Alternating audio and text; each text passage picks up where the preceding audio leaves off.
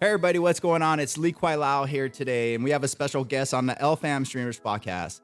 I am super excited to talk about this individual who has become a friend over time. And if you haven't seen him, you have to check out Steve Wushu on Instagram, because being at an elite level in Wushu takes a lot of discipline, both mentally and physically. It's not something you could do overnight. It's something you have to achieve over time. And it's just amazing to be able to be doing this interview. I want to say thank you to Sneak Energy. This podcast is brought to you by sneakenergy.com. Check it out. It's an amazing product. And without further more, I am so honored. And again, Ami Tofu, I appreciate you being here. Mr. Steve Wushu himself is in the building. How do you do? How are you? Meet you? Oh, I appreciate it. I'm stoked, because I love martial arts, and your story is perfect for me to do, because growing up doing it all my life, fighting injury, and seeing you at an elite level today is amazing. How do you do it? First of all, I would say it's understanding balance more than anything. When we learn to do martial arts or any sport or any physical discipline like that, we only focus on the hard work and the effort and the training. But actually, what we need to do as well is focus on the recovery, and looking after the body, and making sure that for all the effort that you put into training, you put in the same amount back into recovery.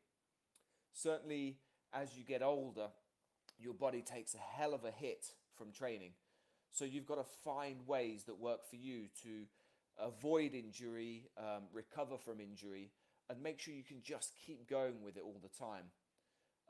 Over the years, I've seen so many people retire from training, from martial arts, from competition, in my opinion, way before their peak, way before they should agree. retire. And it's nearly always, 99% of the time, because of injury, because they train so hard and they don't take the time to learn how to recover or the best methods by which to save their body so they can keep going.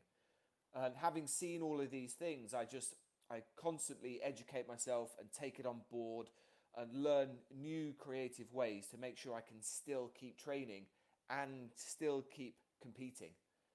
It's understanding your body, every year that it gets older, how you can make it better and stronger for the next year.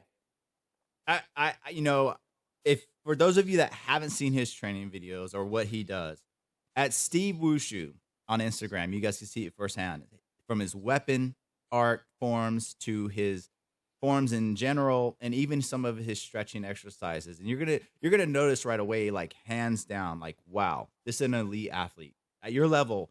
To do what you have to do, it takes an elite athlete, because you have to have the flexibility and strength and attendance, and to see that you're still as physically fit as you were in your early stages is incredible. And it's an amazing thing to understand as an athlete, because I think far too often athletes sometimes will push a weight room regimen over a stretching regimen. And so I, hands down, I have to 100% agree. And thank you for sharing. Um, Everybody's, including myself, is anxious to know what caused little Steve, going back in time, to find an interest in martial arts. How did it start? Where was the flame ignited? I have to know. It was a very long time ago, 30, 35, 36 years ago, something like that. So a long time ago. Back in the 80s, the early mid 80s, I grew up with my older brother watching 1980s movies. And we all know what martial arts movies were like in the 1980s. We're talking early Jackie Chan movies. Yep. We were just getting into Jean-Claude Van Damme in the mid to late 80s. The first martial arts film I watched was No Retreat, No Surrender, which by today's standards is not a great film. I did actually watch it recently and think, oh my word. But when I was that young, seeing people flying around doing all of those kicks and jump kicks and everything, the ghost of Bruce Lee and all of that kind of stuff. And the guy that I watched it with at the time was my best friend. I had no idea that he was into martial arts. And he showed me his karate belts and his karate gi and everything. And I was like, wow, this is awesome. This is insane. And I ended up joining his karate club at such a young age. And Right. that's where the practice of martial arts actually began, formally, I would say.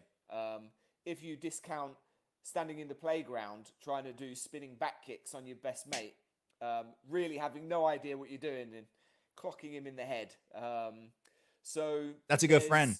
he was a great friend. He's still my friend today, funnily enough. I don't know why. But his name is Sean Eady. He was my best friend as a kid. And it was him that got me into formal martial arts training. But I would say the initial inspiration was definitely my older brother. Because my older brother, Andrew, he's half Chinese. He was born and raised in Hong Kong in the 70s. Oh, wow. And he was already practicing Kung Fu out there. So, of course, as I grew up, I was witnessing him do Kung Fu, watching Kung Fu movies, and then getting that sort of Eastern culture Kung Fu vibe thing going on at a very, very early age. And, of course, there was nowhere else and nobody else around me at that time exposing me to that.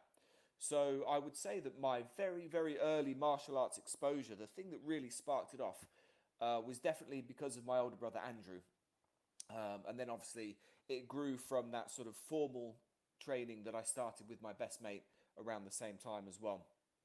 Wow. See, and that's always awesome. If you have a sibling, obviously siblings, when one sibling does something, another one wants to kind of try it, maybe follow it, or they just don't have an interest.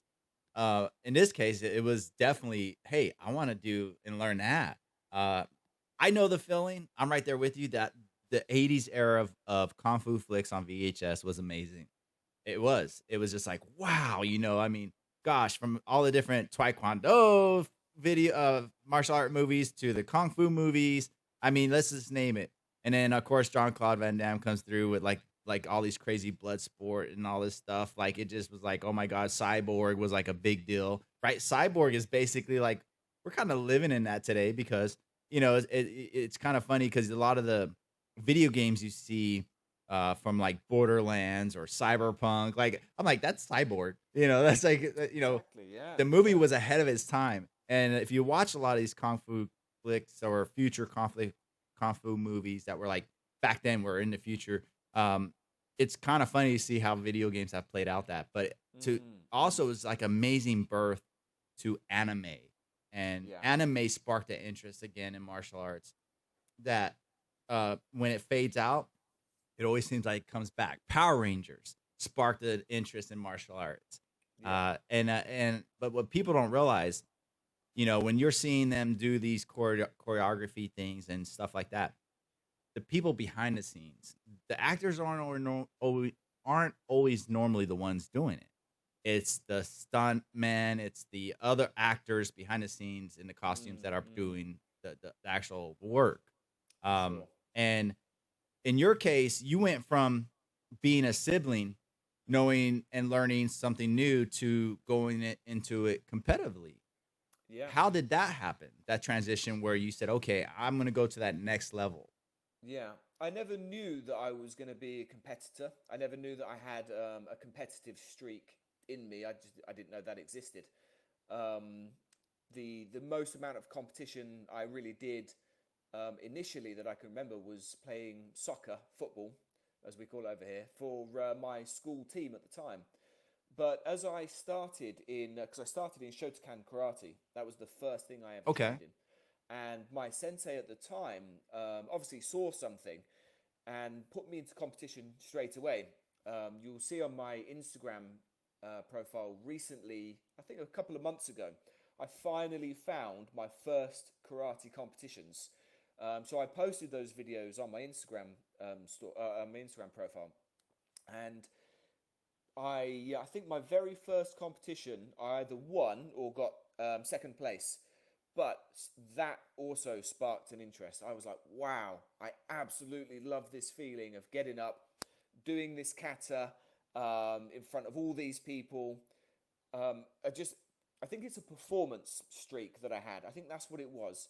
And then obviously, if you're rewarded for doing that by, Right. winning first, second, third, or whatever, that just encourages you as a child to want to do it more.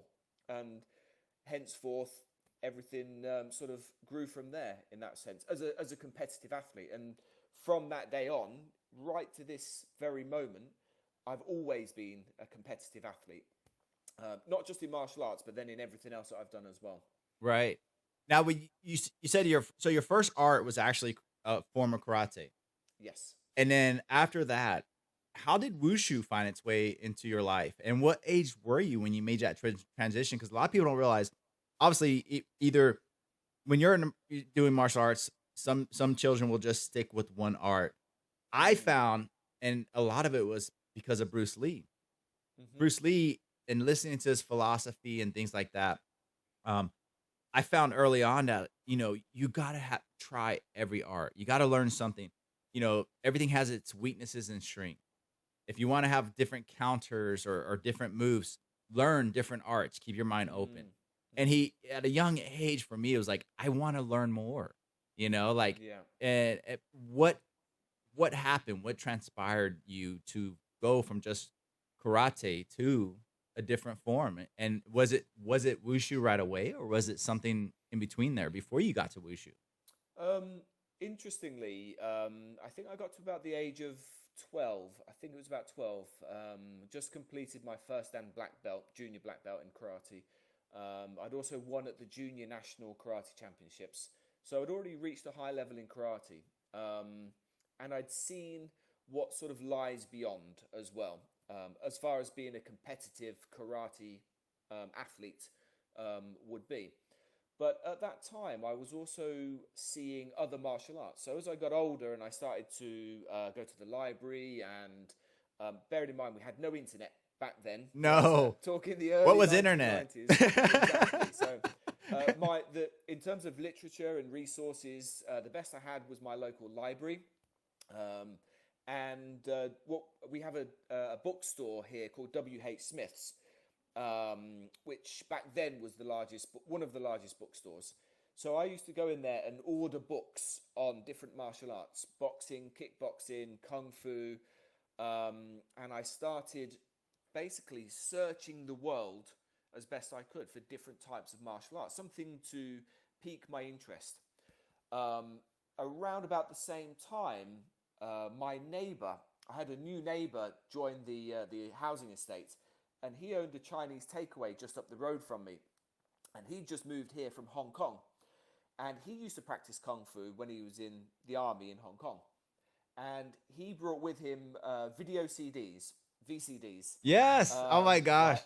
I had no idea they even existed back then, and he was Yeah. showing me these laser discs and VCDs Yeah. of different styles of kung fu, and I distinctly remember seeing this video CD called "This Is Kung Fu," which was filmed in the late 70s, early 80s, I believe, and it showed wushu, all of wushu in China, all the different styles, all the different athletes. It showed me a young Jet Li. I didn't even know who he was at the time, and all of the great wushu champions of that era.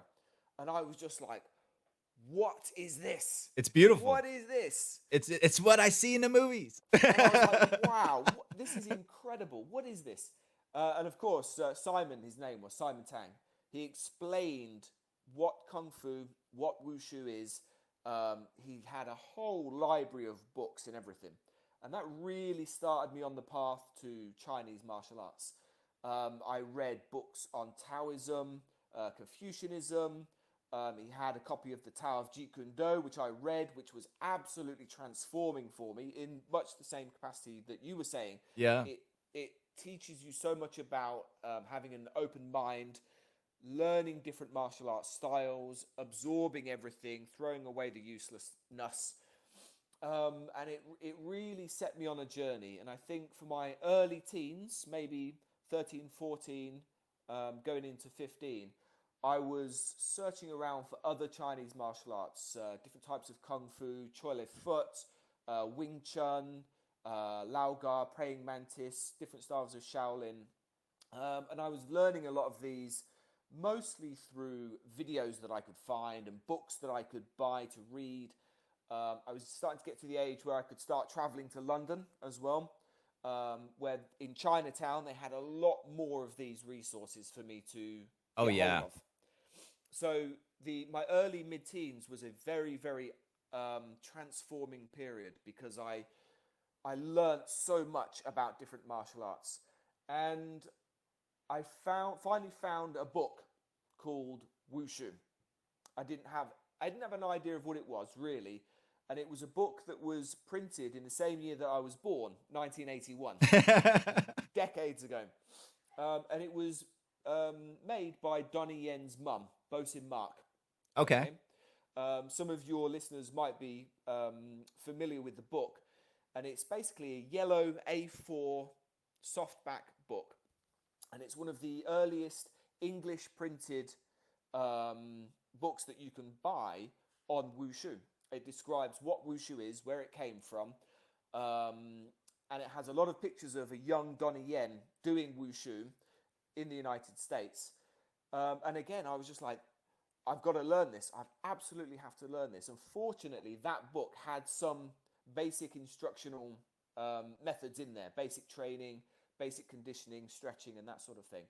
So I started following those straight away, and then started to buy more Wushu specific books. So I was like, right, I know now, sort of filtered through all the martial arts that I've seen and learned bits from, I found my focus in Wushu. And it wasn't until I was about 16 when I could frequently go to London by myself and start training with a Wushu team in London. And that's Wow. because I started competing at open competitions around the country.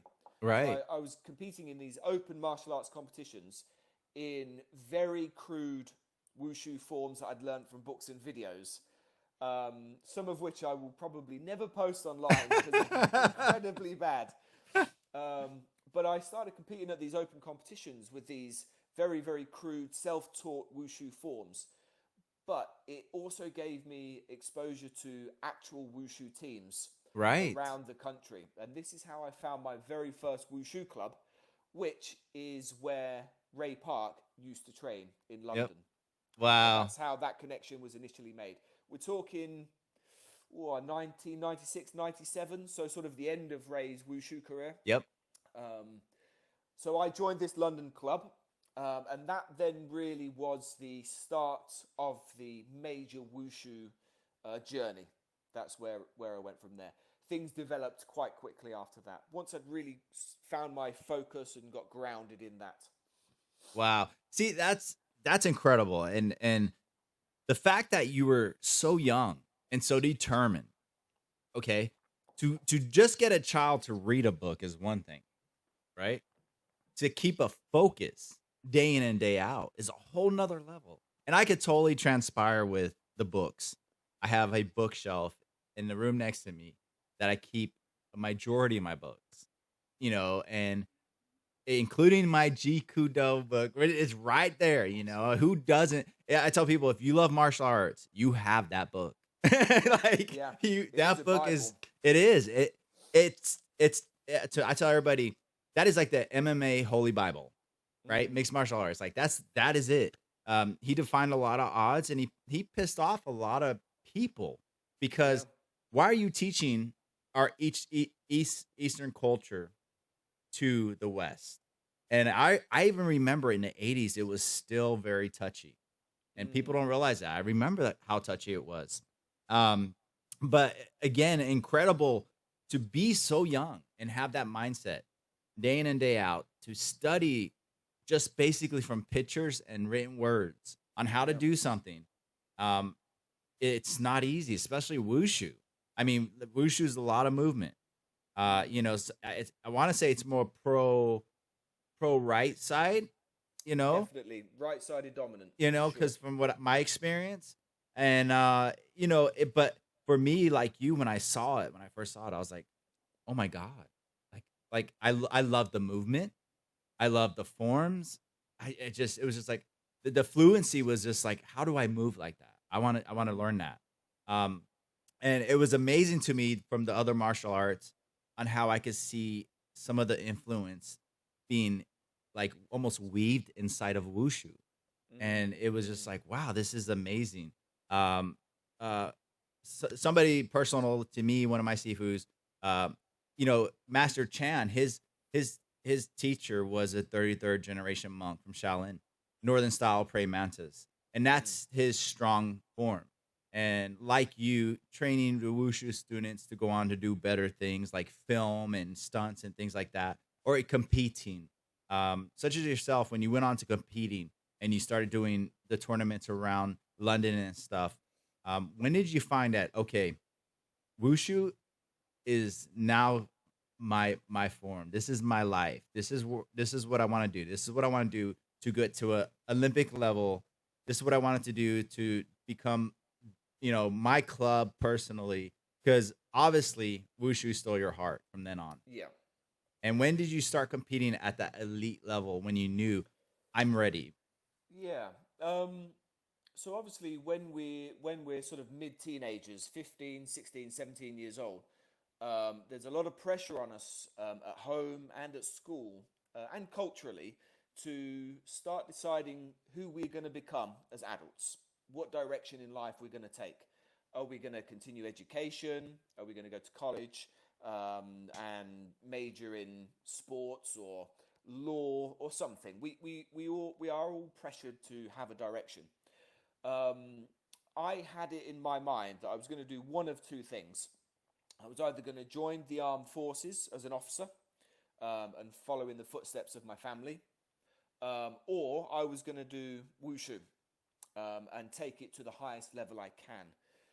And at the time, it was a 50-50 split. And I think the reason that I chose wushu is because I was given a almost like a scholarship package. So there was a group of people in my hometown, which is not a very big town, and they're called the Kettering Old Grammar School Foundation. Very, very British institution. But what they do is they fund local people, local teenagers and children to pursue activities that they couldn't otherwise pursue because of financial difficulties. Oh, that's brilliant. So I didn't come from a money background at all. So for me to pursue something like wushu, Right. it only costs money. It's like it's money all the time as an amateur athlete. So I applied to them just in the hope that maybe I could get some sort of sponsorship, maybe to train for, pay for the hall that I train in, or pay for my travel to London or something. I could only imagine these scholars sitting there saying, "What is this wushu?" Exactly like that. Exactly like that. But I think because of what I'd done and what I've achieved to that date, to that point in time, they were willing to give me a chance. So they offered me initially a 3-year scholarship package. I think it was around £3,000 or £4,000 per year, plus all of my competition expenses, which to me, that was like a full-time wage, a full-time salary. And that was really the deciding factor, because to join the armed forces in England, you can do that sort of any time up to your late 20s. So I thought, look, if wushu doesn't work out, I've still got plenty of time to go and do that career that I was Right. going to do. So I chose wushu. I moved to London at the age of 17 and decided to Wow. train full time in wushu and become the next Ray Park. That's how I had it in my mind. You're just a Because kid. You're just a I was kid. literally just a kid. I didn't know what was going to happen. I just had this sort of tunnel vision. I wasn't even interested in movies or working in movies. Wasn't even interested in working. I was just interested in being a wushu athlete. And I'd seen what Ray had achieved. He was something of legend in London, especially in this club, from where he trained. Everyone Right. was like, Ray this and Ray that, and he was national champion and European champion. And I was like, wow, okay, I've got to beat this guy. I can't because he's retired, but I've got to beat this guy. This became my mission He's in gonna know life. my name. Exactly. That's exactly what I was thinking. I was like, one day Ray Park will know who I am. Yes. So I'm like this 17-year-old kid. I've just been given this scholarship to chase my dream. So that's exactly what I did. I was like, right, the military thing, the armed forces, that can wait. Time to go to London. I moved to London. I shared a flat with my school mate who was at university in London. And that's it. I just went for it. And I totally went for it. And it was only a matter of time then before I won the national championships. I also travelled around the world a lot to Malaysia, to the same place that Ray used to train in Malaysia. We had the same Grandmaster, Master Teng, in Malaysia. We both studied the same traditional Kung Fu, which is Shaolin Chinwu, Northern Shaolin Chinwu. Yep. So a lot of people will know what the Chinwu school is. We both studied that, and we both did the same style of wushu, the same forms, the same competitions. We even wore the same coloured uniforms for competition. And it was my absolute mission was to win all of the national championships, win the European championships, and basically sort of take over from where he left off. That's phenomenal. And just so this crowd, everybody knows, all the viewers, Ray does know who he is. Because I met Ray a while back, and Ray, me and Ray ended up talking about you, but it was just funny how we just got done talking about how the martial arts level when you start to get up there, it's such a small circle, especially when you start to get with special teachers that are in special forms or schools, clubs, and they train with each other and they share each other's history, so that way it goes on. It's a legacy. I tell people all the time, martial arts, to true martial artists, it isn't about fame and fortune. It's about the heart and spirit and the love for it. It's a guide through life and even after life. It's something very, very special. But yeah, you definitely have done that. But now that makes total sense. But man, what a way to spark a fire in a 17-year-old teenager to move to a city that you don't know anybody really, I had no friends. and to chase your dream. Yeah. I mean, did I say mom over here, but over there you guys say mum, right? Yeah, mum. Yeah. Did mom say you're crazy, Steve? Or Everybody did. Yeah. Yeah. But here's a perfect example, and this is why I wanted to share this story to the world. We do an inspirational podcast with the LFAM Streamers Podcast. You guys can learn more at LiKwaiLao.com or the LFAM Streamer Podcast. And if you want to capture the video, watch a video afterwards, we'll have the video up on YouTube as well. You can also watch them at LiKwaiLao.com. But this is a perfect inspirational story of somebody who had a dream that was so far out of reach financially and country-wise, okay, that you literally chased it through books, through a vision and inspiration from somebody who laid a foundation by the name of Ray Park to spark a fire and continue it so that you could get to the level that you got to. It doesn't happen. I mean, if I had to say how many times it happened to somebody in the real world at your level and to keep going 30 years down the road, it's a rarity. And people don't know how rare you are in the martial arts world. It's a rarity. So I thought it was important that we share your story because you're not just any typical martial artist. You're part of a legacy that has built a legend behind itself. And people don't realize that. You may not see yourself as a legend, No, but the truth is you actually kind of are. And you're even a bigger inspiration now, I'm sure of it, to the younger generation over in London. And those scholars that may have passed now because you're older and they're no longer here, I can promise you they're looking down saying, we made a fine choice. Even though they didn't know what wushu was. I'm sure they had their tea and they were talking like, what is this wushu? And when they fund it, I mean, they're looking down now saying it was a wise choice. And what a drive. I mean, wow, that's a drive.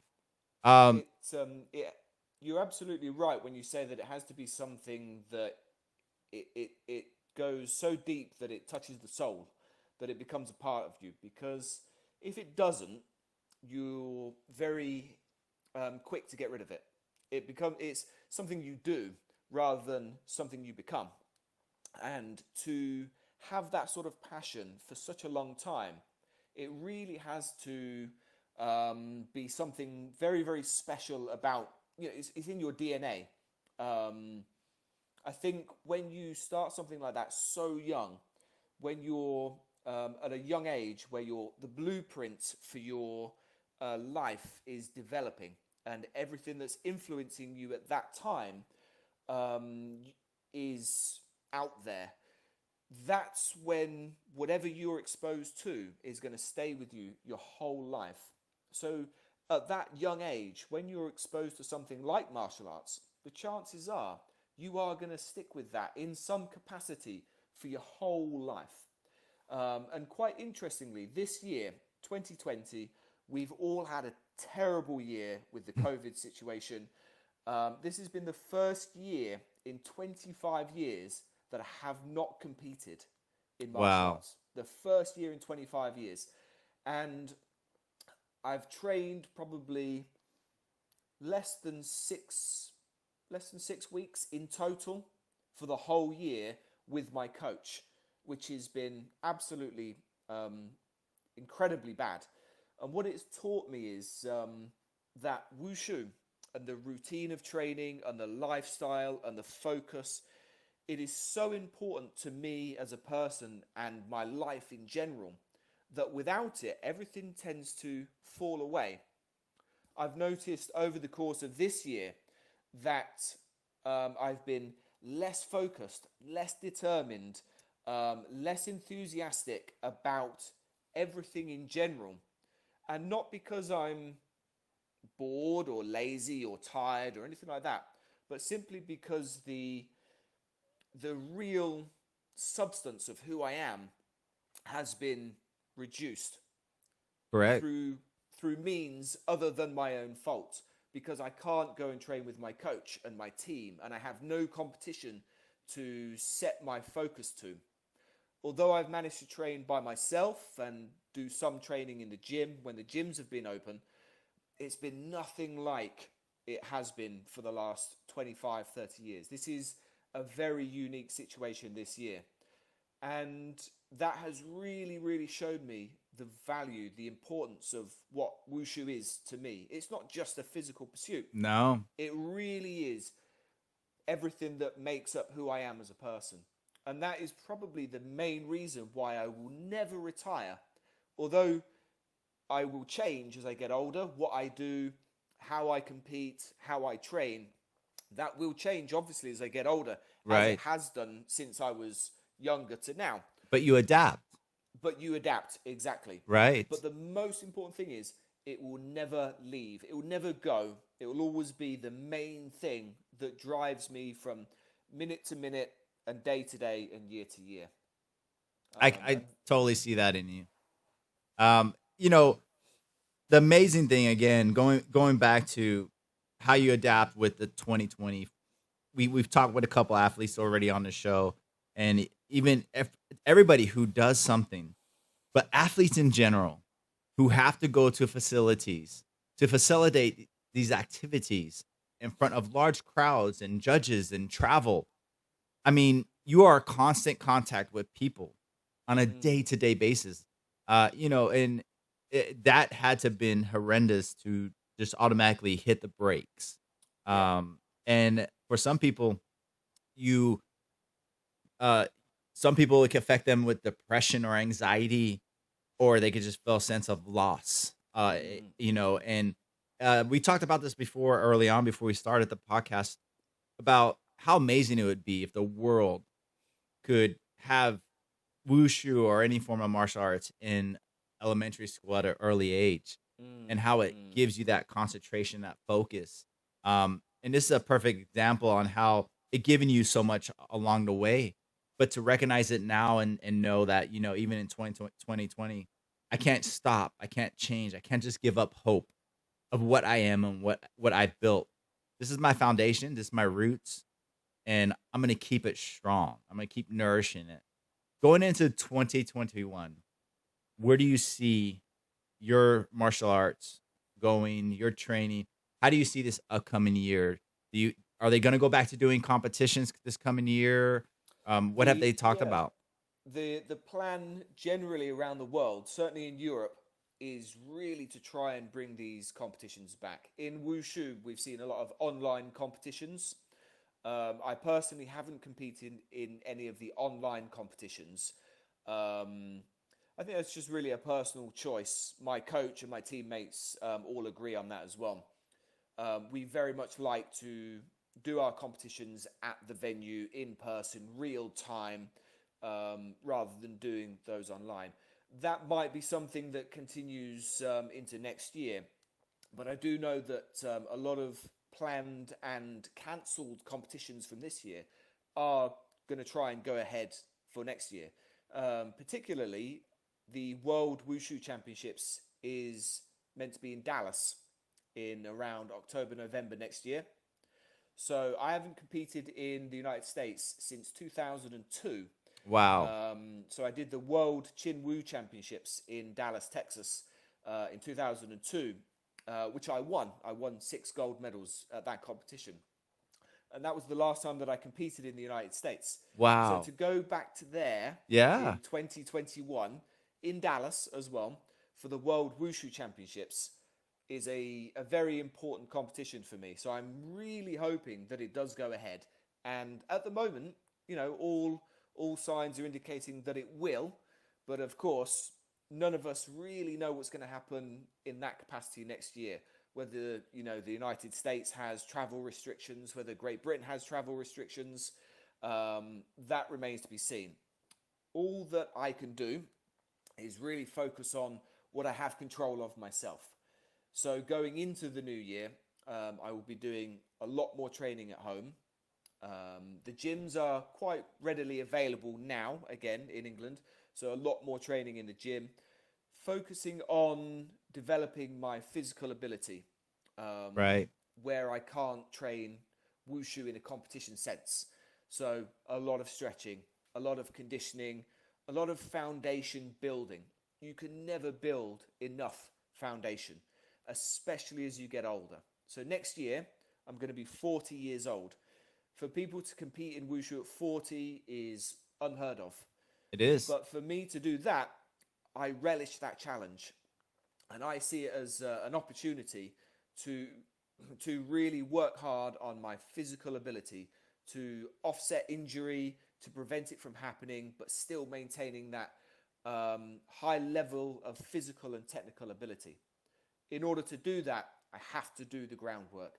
I have to do the ugly training, as it's known. Get in the gym at silly o'clock in the morning, work on my fitness, my cardio, my stretching, making sure my ankles, knees, my back, make sure they're all really strong and stable, so that when I do go back to wushu training, I'm hitting the ground running and I'm ready for competition. You know, so yeah, my focus going into the new year is going to be largely on that, making sure that the machine that I've created is proficient and well oiled and ready to go for wushu training. That's Wow. my focus. It's gonna be a very interesting year. I really hope it happens. And if I'm lucky enough, if it comes to Dallas, let me know. I'll try to see if I can Yeah. fly out there. I would love to see it in person. Obviously, I do not do it anymore. Too many injuries, too many knee surgeries.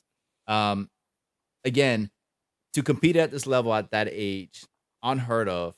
You have to be in phenomenal shape. Injury normally does us in shoulders, knees, ankles, even the hips. For Ray, we all know he had to have hip surgery, Yeah. and a lot of that again coming from wushu and tumbling.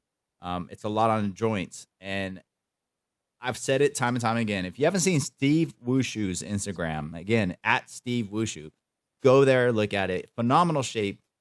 Any advice for anybody who's just older, needs to maintain a better physical diet or fitness? There's all these crazy things out there that they have, right? These Mm. crazy, like I call them over the top diets. Like if you do this diet or pop this pill, you're gonna be healed. Let's face it, that's not it. What's the simplest advice for somebody who's getting older and wants to stay in physical shape? What is the main couple things you would tell them to do? Just so we give a little bit of health advice from somebody who's competing at 40 years old at an elite Olympic gold medal level, guys.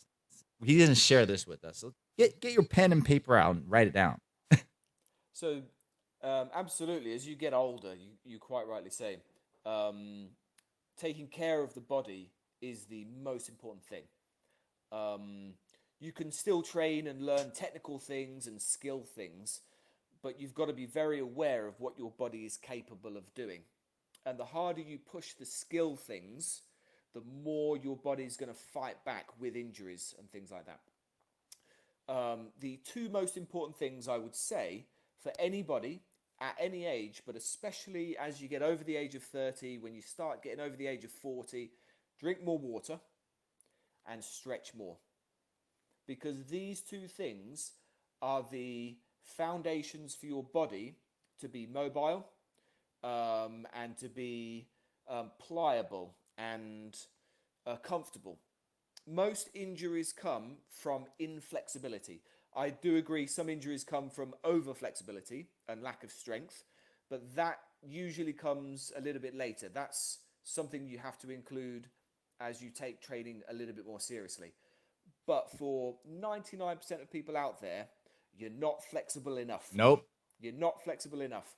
And you will be trying to do a jump kick or a B twist, or something, and your body will be fighting against you because of inflexibility. Maybe you want to kick up there, but you can't because your hips are too stiff, or your adductors are too tight, or your back is too stiff. If you're trying to do the skillful stuff or the cool stuff that people like doing nowadays, like with tricking and XMA and all that kind of thing, if you're not flexible enough, you are definitely going to get an injury, and it's Yep. only a matter of time before those injuries compound into major injuries. You will tear something, ACLs, Achilles tendons, something like that, and then it's game over, Yes. unless you're so determined to rehabilitate and come back. And some people I know have done, especially my teammate Sam. He did his ACL in competition in 2010, at 17 years old. But within about 3 or 4 years of rehabilitation, he came back stronger, and he's a much stronger athlete. But he was very hungry for it, so that really facilitated his recovery. But for most people, when you get those sort of injuries, it's game over. So avoid it from happening by stretching more. And you could go on and on and on about different types of stretching, different methods of stretching. Basically, if you're not stretching, find a way to stretch. Find a way. Yeah. Hey, people should do it right when they get out of bed. Yes, Right? I mean, it's different for different people. Some people find that that's the best way for them to stretch. Some people need a workout so that they're warmed up enough to stretch. At the end of the day, the most important thing is stretch. More. Make it a priority. Because from experience, up until about the age of 30, thereabouts, you could pretty much do anything from cold and not get too many injuries, if any at all. Same thing goes for like what you eat. In your late teens, early 20s, mid 20s, you can pretty much eat whatever you want and it'll have no effect on your body, assuming that you're training, that is. You get to the age of 30, thereabouts, and definitely beyond. If you even so much as look at a burger or a Big Mac, Eat a burger and go or tumble. fried chicken or whatever, you will start putting weight on. And the same goes for physical disciplines and training. Right. Over that sort of age of 30, your body is more susceptible to building muscle rather than stretching muscle. So you will find you get stronger as you get older, but you will definitely become more rigid. Tendons, ligaments, they tend to start to tighten up, and certain parts of the body feel like they're fusing together. So it's Yes. really, really important to push the stretching even more. So for me now, at my age, stretching is the number one most important thing that I do. Because without it, it's a highway to injury, guaranteed. And then that could be career ending. Yeah, that's it. I mean, now, if I get a serious injury at my age, that is it. There's not going to be any coming back to competition No. at the same level I'm at. Knowing that is enough motivation for me to do all of the right things that I can do to prevent that from happening. From standing on a Bosu ball with one leg, with a blindfold on, with different weighted kettlebells in each hand, just to make sure my knees and my ankles are strong enough to take the impact of wushu training. But Wow. above all of that, absolutely stretching. If you're unsure where to start with stretching, go to a yoga class. Go to a yoga class. Do it for 6 months. Learn to do the splits. Because yoga is a very good, active, gentle, functional way to become flexible. It doesn't matter if it has nothing to do with martial arts, but what it does for the body is it frees everything up so that your martial arts becomes easier and your training becomes safer. Right. And then you can explore other areas of stretching, different ways of stretching.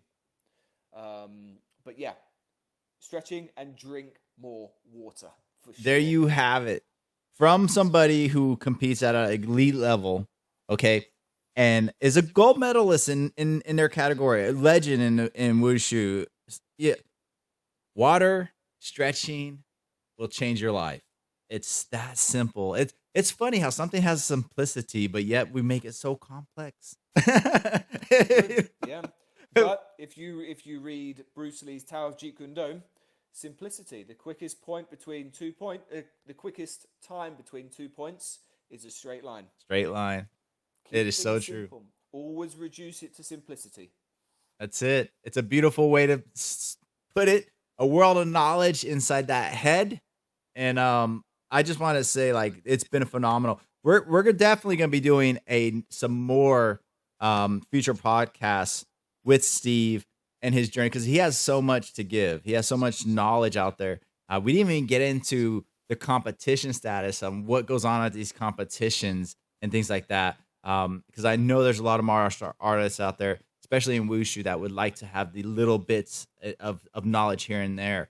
And if you don't mind, we'd love to follow you on this journey. And even if you go to that wushu, tournament in Dallas, we would love to have you on before it, and maybe even afterwards. I'd be honored. My pleasure.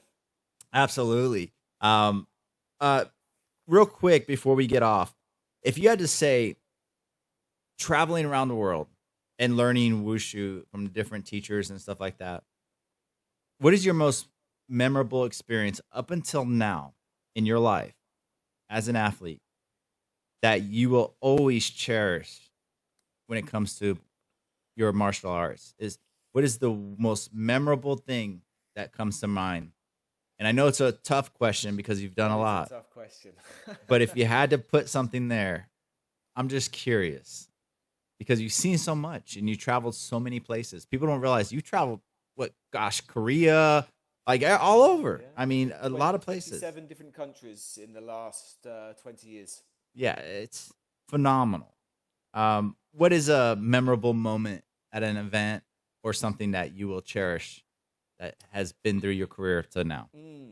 I think winning my first European Championships in my mid-30s is something that has never been done, and a very important goal for me in wushu. When I started in wushu, when I started training in London, everybody obviously was always on about Ray Park. And I had so much respect for Ray for being a European wushu champion.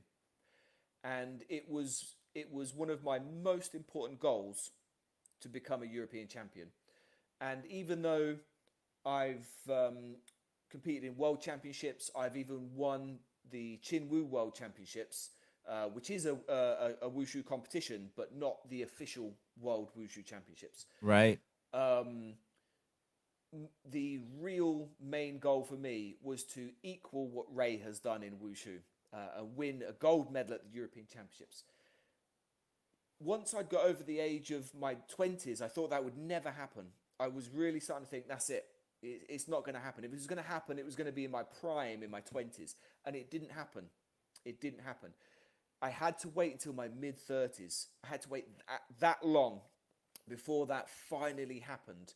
And it was a moment that I envisaged in my mind for the 2 or 3 years leading up to that competition. I would drive to training, thinking about it, feeling it, imagining what it was like to stand on the podium, to hear the Great Britain national anthem, to see my coach's reaction, to see my teammates' reaction.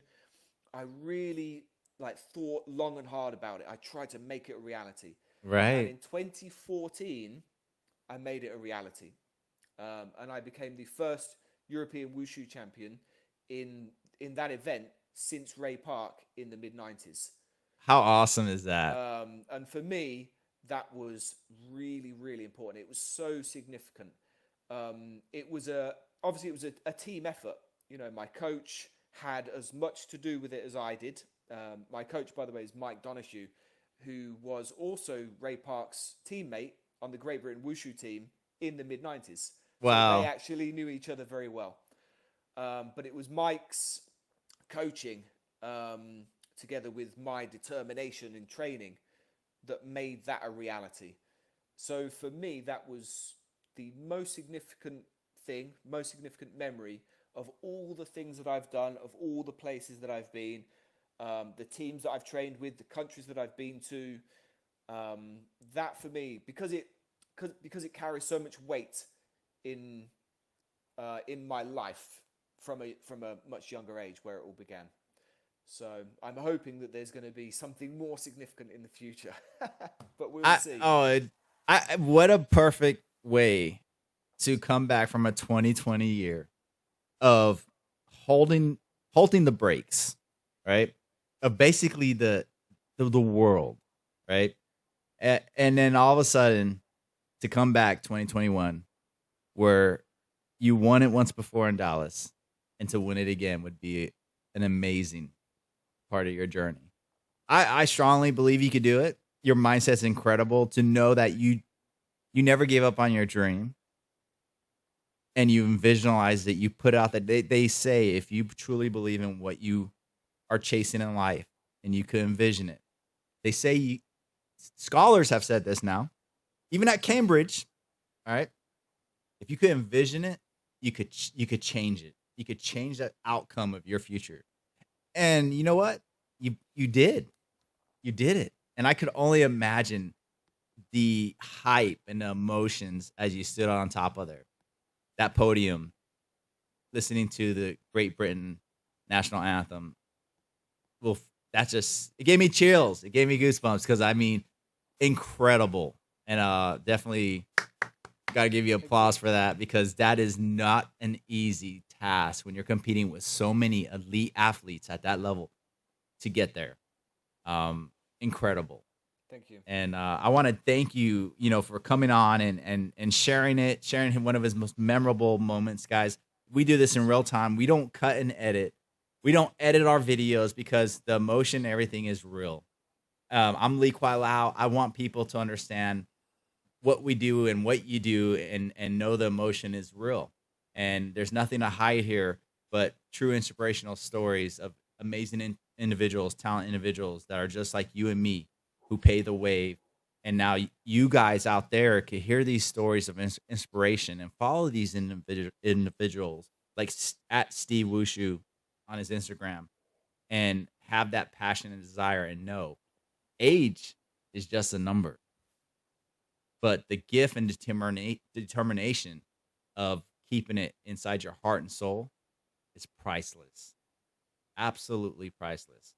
And I want to thank you for coming on today.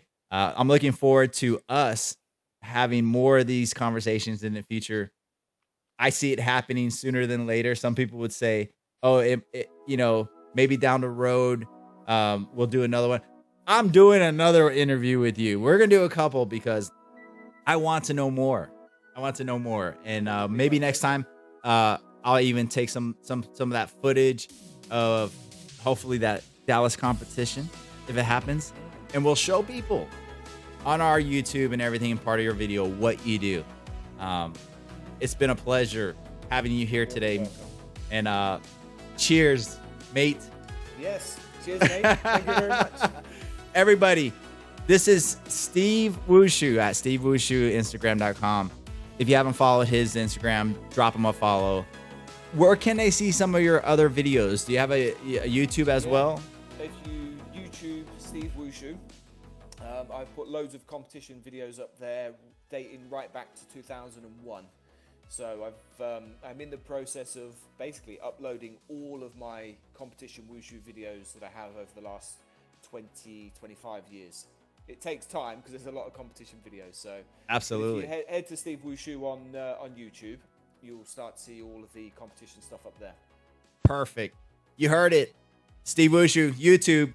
Get it. Check it out. If you're a young lad that wants to try this out, guys, believe in yourself. You could do it.